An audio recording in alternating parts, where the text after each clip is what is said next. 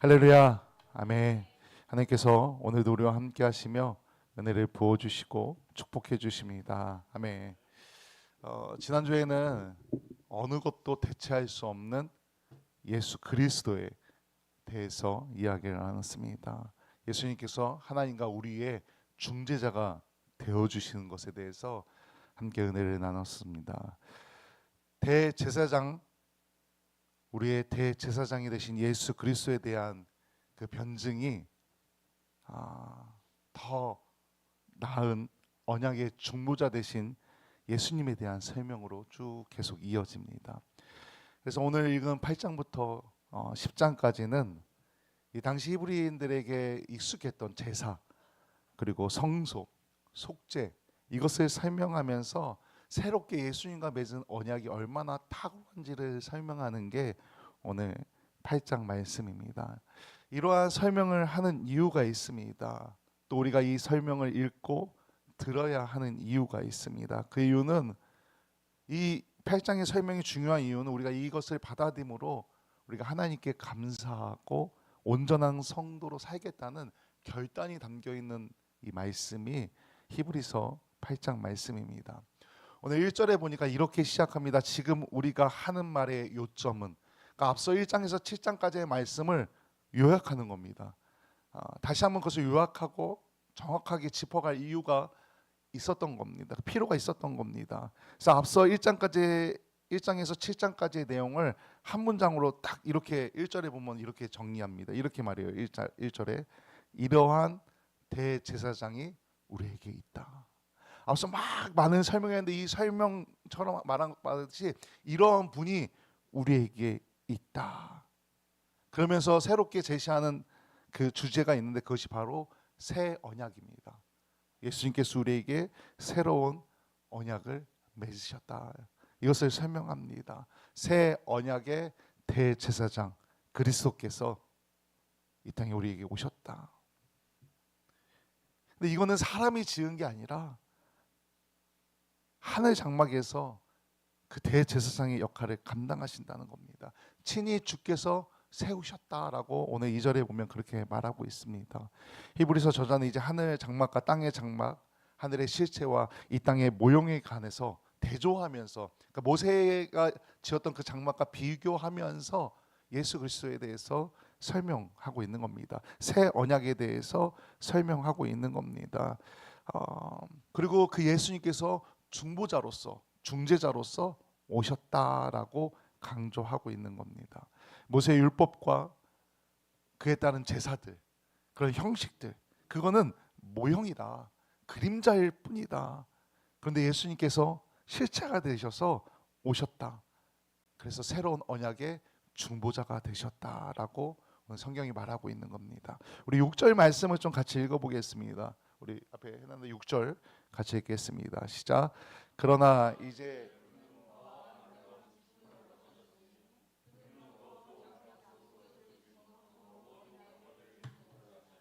아멘. 제가 여기다가 빨간 글씨를 3개를 해놨어요. 더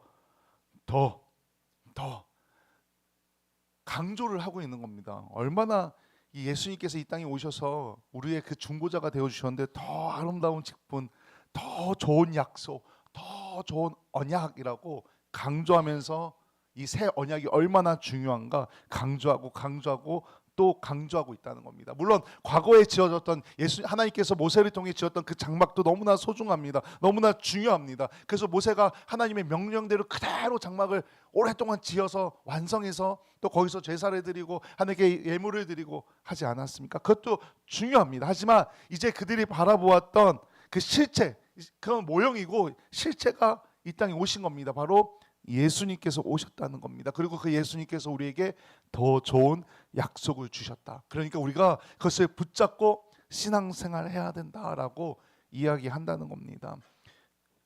그런데 이게 왜 이런 이야기를 하냐면 이 시대 이 사람들이 그 과거의 모양을 붙잡고 있었던 겁니다. 예수님께서 오셔서 우리에게 중보자가 되어주셨고 대제사장이 되고 실체가 옆에 있는데, 실체가 왔는데 실체를 바라보는 게 아니라 모형을 바라보면서 그게 좋다고 그걸로 돌아가려고 자꾸 회개하려는 모습을 보여주니까 아니다. 그것도 소중하지만 그건 모형일 뿐이다. 실제이신 예수님이 여기 있다.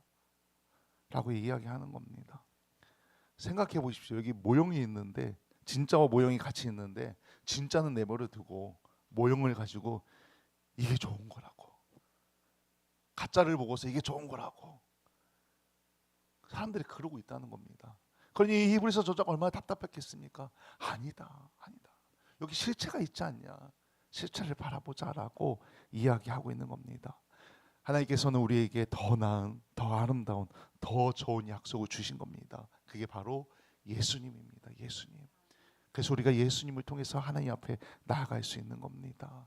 온전히 예수님을 믿음으로 예수님께서 주시는, 예수님을 통해 주시는 그 하나님의 은혜를 오늘 또한 깊이 체험하시길 간절히 소망합니다. 아멘.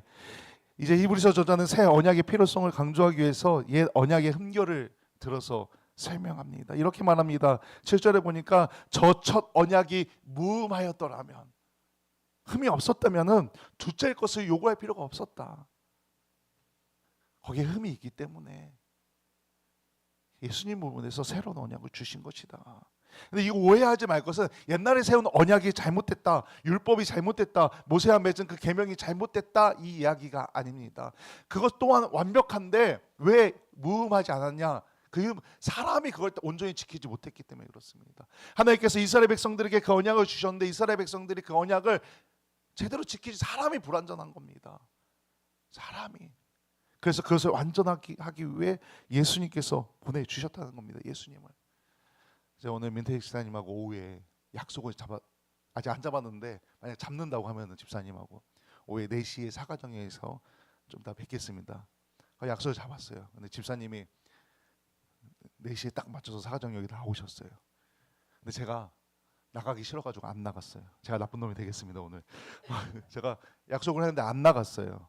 그냥 안 나갔어요. 그냥 나가기 싫어서 안 나갔어요. 약속을 지키지 않은 거죠. 약속을 안 지키면 이 약속이 무슨 의미가 있겠습니까? 집사님은 나와서 기다리다 그냥 화가 난 채로 돌아가시겠죠. 저는 그냥 약속을 안 지킨 겁니다.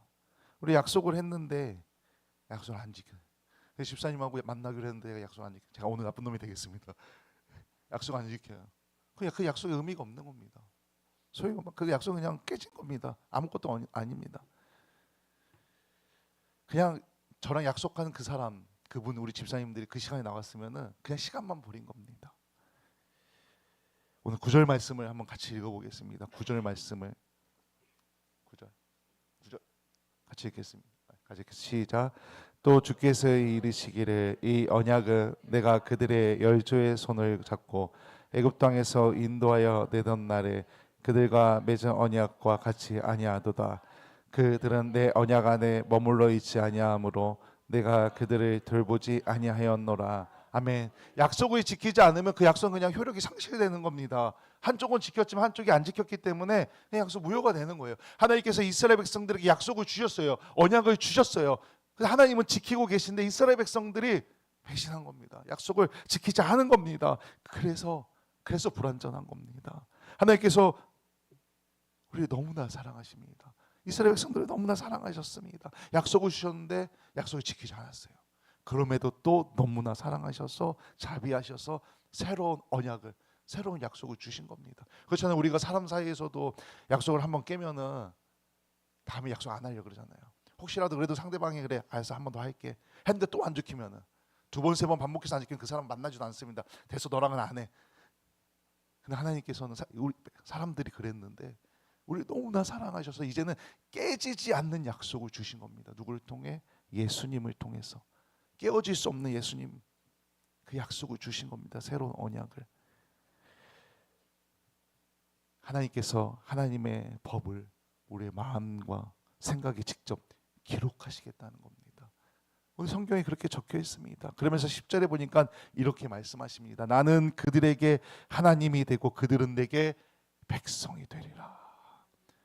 예수님을 이 땅에 보내시고 새로운 언약을 주시면서 우리에게 말씀하시는 겁니다. 너희들은 내 백성이다. 오늘 우리에게도 똑같이 하시는 말씀입니다. 너희들은 내 백성이다. 이스라엘 백성들을 하나님의 백성으로 삼고 영원히 그들의 하나님이 되시겠다는 강력한 의지입니다. 또한 우리 예수님을 믿는 우리에게도 너희의 하나님이 되겠다라고 오늘 말씀을 통해 우리에게 선포해주고 계신 것입니다. 아멘. 이것이 옛 언약인 모세와 맺었던 그 언약과 가장 큰 차이를 보여주는 새로운 언약의 그 새 언약의 우월성입니다. 탁월한 점입니다. 예수 그리스도를 통해서 하나님과 우리의 관계가 확고해진 겁니다. 깨어지지는 약속이 맺어졌다는 겁니다. 말할 필요도 없습니다. 그래서 오늘 뭐라고 말하냐면은 주를 알라라고 말할 필요가 없다는 겁니다. 왜? 다 알고 있기 때문에. 다 알고 있기 때문에. 하나님께서 하신다는 겁니다. 예수님께서 그 역할을 우리에게 감당하셨다는 것입니다. 그래서 우리는 더 나아가 아직 이 사실을 몰랐던 사람들에게 예수님을 이제 알아야 된다고 선포하는 겁니다. 예수님을 통해 주신 새 언약, 이 믿음으로 이 언약을 받으시고 하나님께서 주시는 은혜를 정말 깊이 있게 누리시길 간절히 소망합니다. 약속은 어느 한쪽이 어기면 파기되는 게 정상입니다. 그런데 하나님께서 우리를 너무나 사랑하셔서 절대로 파기되지 않는 약속을 주신 겁니다. 우리가 지금 사순절 기간을 지내면서 그 사건을 계속해서 상기하고 기억하지 않습니까? 그 파기되지 않는 약속을 만들기 위해 고난당하시고 십자가에 못 박혀 돌아가시고 보혈의 피를 흘리신 겁니다. 약속의 도장을 찍으신 겁니다. 파기되지 않는 새로운 언약, 완전한 언약을 예수님을 통해 우리에게 주셨다는 것입니다. 그러니 예수님을 통해 우리에게 주어진 속죄와 구원도 완전합니다. 옛날에는 불완전했기 때문에 계속 제사를 드려야 했습니다. 계속 속죄 제물을 드려야 했습니다. 사람도 제사 드리는 제사장도 불완전했고 드리는 사람도 불완전한 겁니다. 약속은 완벽했지만 지키는 사람이 불완전했던 겁니다. 그래서 이제 그조차도 해결하기 위해 우리에게 예수님을 보내주셨다는 것입니다. 그 약속 때문에, 그 대속의 은혜 때문에 우리가 하나님의 자녀로서, 하나님의 백성으로서 살아갈 수 있다는 것입니다. 이 놀라운 은혜를 정말 깊이 있게 새기시고 날마다 기억하시길 소망합니다. 그리고 그 은혜를 누리며 거룩한 자녀로서 온전한 성도의 삶을 살아가시길 주님의 이름으로 간절히 축원합니다. 아멘. 우리와 아까 함께 했던 찬양 10장